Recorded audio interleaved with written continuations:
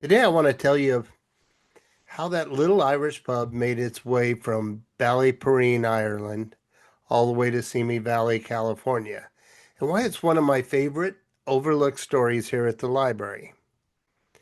In June 1984, President Reagan and First Lady Nancy Reagan traveled to Ireland, but one stop on that trip was deeply personal. Genealogical research had traced part of the Reagan family history to the small village of Ballyporeen in County Tipperary. His great-grandfather, Michael Reagan, had come from this area before emigrating to America in the 1800s.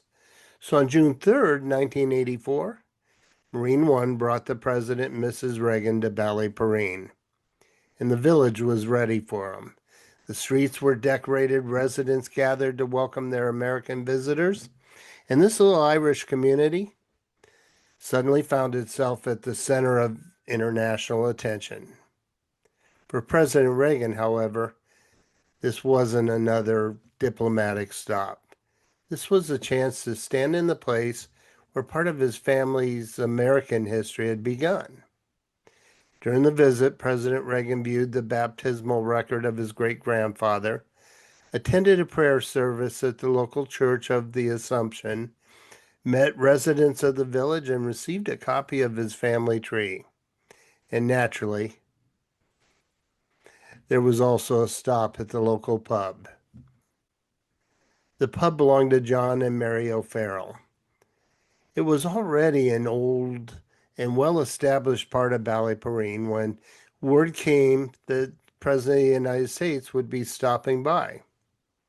And in anticipation of the Reagan's visit, O'Farrell's became associated with a new name, the Ronald Reagan Pub.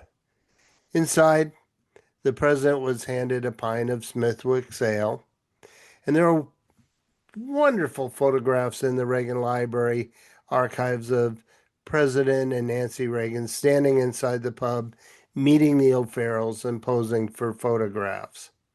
And for a few minutes, the President of the United States wasn't standing behind a podium or sitting across a table from another world leader.